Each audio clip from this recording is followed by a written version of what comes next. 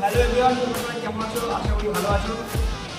আজকে হচ্ছে 15ই সেপ্টেম্বর, আর সামনের 11ই অক্টোবর এবং 12ই অক্টোবর আমার স্টেট লিফটিং স্টেট চ্যাম্পিয়নশিপ আছে হাতে গুনে, আর 26টা দিন।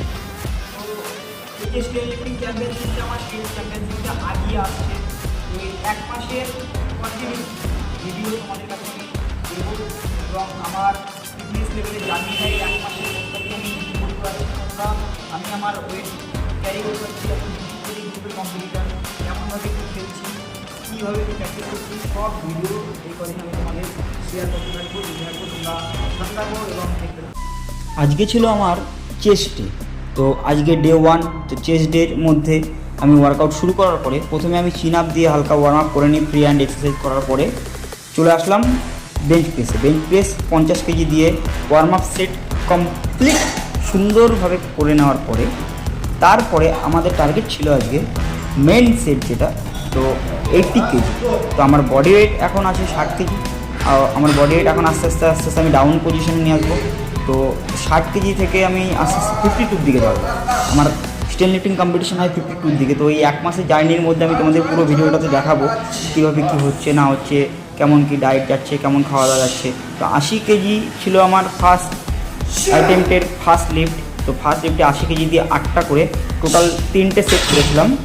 80 কেজি দিয়ে 8 থেকে 12খানা রেপস, 4টে কি 5টা নিজে নিজে ভালো মতো হয়েছে।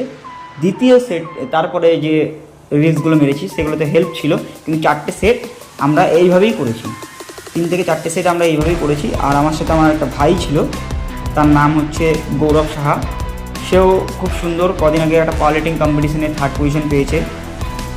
তো সেও রেডি হচ্ছে বডি বিল্ডিং খেলবে বলে। আস্তে আস্তে আমরা দুজনে প্রিপেয়ার করছি। আর আমার সামনে তো ন্যাশনাল আছে তোমাদের বলেছি, তার আগে স্টেট আছে।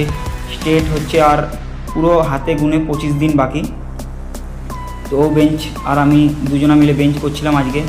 তারপরে একটু মিডিলে একটু দেখে নিলাম চেস্ট কেমন পাম্প হয়েছে, সেই ভিডিওটাও এর মধ্যে অ্যাড করেছি। তারপরে আমরা সেট করেছিলাম চেস্টের জন্য ইনক্লাইন ডাম্বেল ফ্লাই, যেটা চেস্টের জন্য খুবই এফেক্টেড এক্সারসাইজ। দুজনাই আমরা করে নিয়েছিলাম। এটা 10 থেকে 12টা সেট, 10 থেকে 12টা রিপিটেশন, ম্যাক্সিমাম 3 থেকে 4 সেট করতে পারো তোমরা। ব্যাপক এফেক্টেড এক্সারসাইজ এটা। সুন্দরভাবে মাসেলের সাথে কন্ট্রাক্ট করে মারো, দেখো আরও সুন্দর ফিল পাবে। তারপরে আমরা করেছিলাম হচ্ছে ইনক্লাইন ডাম্বেল প্রেস। ইনক্লাইন এমনি চেস্ট প্রেস আমরা বেঞ্চে করে নিয়েছিলাম, এর জন্য আমরা